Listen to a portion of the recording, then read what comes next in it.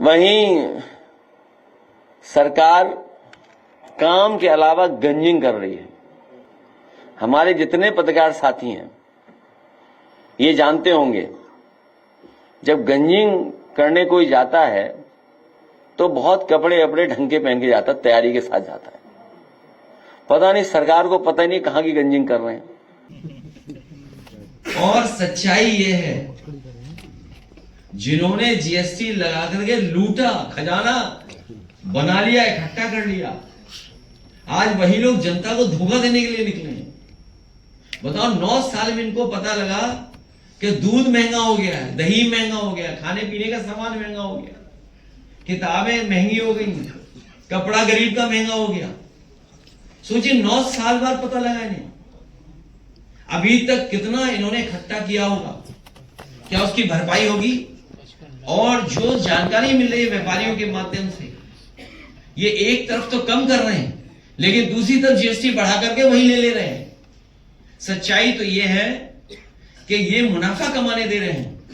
Bharatiya Janata party के लोगों के फैसले, उनकी सरकार के फैसले यही हैं कि वो मुनाफा कमाने दे रहे हैं। ये जब तक मुनाफा कमाना बंद नहीं होगा तब तक महंगाई कम नहीं हो सकती है। ये जीएसटी का कम करना धोखा देना है। कल भी मैं एक बड़े अखबार का सबसे बड़ा एड, फुल पेज एड देख रहा था। मैं किसी क्रीम पे 2 रुपए कम हो गए, किसी और शैम्पू पे 3 रुपए कम हो गए, 4 रुपए कम हो गए। अगर ये बात गलत है तो सरकार बताएंगे मैं गलत बोल रहा हूं। और वो भी बड़ा बड़ा विज्ञापन है। आप बताइए, क्रीम पर 2 रुपए 4 रुपए कम हो जाएं तो हमारे किसान को क्या लाभ है? अगर मुख्यमंत्री ये बताएं कि शावर जेल से, बॉडी लोशन से जो कम हो गया, इससे बताइए किसान को क्या लाभ? हमारे नौजवान को कौन सी नौकरी मिल गई, रोजगार मिल गया, कौन सा कारोबार बढ़ गया?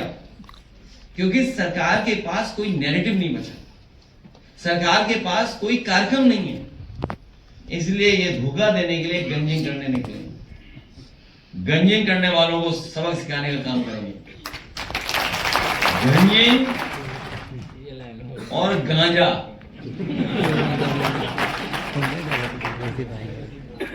आज ही एयरपोर्ट पर जो गंजिंग कर रहे हैं उन्हें पता होगा, अखबार पढ़ा होगा उन्होंने, कि 2 माह में 44 करोड़ गांजा पकड़ा गया होगा।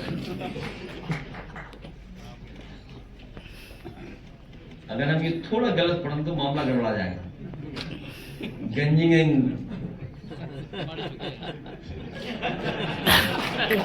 और गांजा, थोड़ी हिंदी हमारी गड़बड़ा जाए तो सब गड़बड़ हो जाएगा। इसलिए भविष्य में हम आपको भरोसा दिलाते हैं। बहुत देर बाद थे तुम, लेट समझ में आया। यही समाचार है और क्या। भविष्य में ये इस महंगाई को कम करने के लिए समाजवादी पार्टी संकल्प लेती है कि डॉक्टर राममनोहर लोहिया और नेताजी ने जो दाम बांधो नीति को लेकर के समय समय पे बात रखी थी और सरकार बनने पर कुछ चीजों पे अमल किया गया था। हम उत्तर प्रदेश की जनता को भरोसा दिलाते हैं कि 2027 में सरकार बनने के बाद दाम बांधो नीति को लागू कर करके जरूरत की चीजों को सस्ता करने का काम करेंगे। उसकी कीमत कुछ भी हो, एक दाम बांधो नीति जो डॉक्टर राममनोहर लोहिया जी ने दी थी, समाजवादियों की है, उस दिशा में हम लोग काम करने का काम करेंगे। एक बार फिर मैं नोएडा और आसपास के लोग आए उनका धन्यवाद देता हूं और खासकर हमारे अमर सिंह चौधरी जी का विशेष धन्यवाद। इनके आने से हमारी पार्टी को और लाभ मिलेगा। हमारे गोरखपुर के साथी आए हैं, मैं धन्यवाद देता हूं, बधाई देता हूं, मैं उन्हें भरोसा दिलाता हूं राजनीतिक तौर पर उनको सम्मान देने का काम और सामाजिक न्याय की जो लड़ाई आप लोगों ने लड़ी है, बाबा साहब भीमराव अम्बेडकर जी के सिद्धांतों को लेकर के, माननीय काशीराम जी के रास्ते पर चले हैं। हम लोग सामाजिक न्याय के राज की स्थापना के लिए आपके साथ खड़े होकर के समाजवादी लोग आगे बढ़ने का काम करेंगे।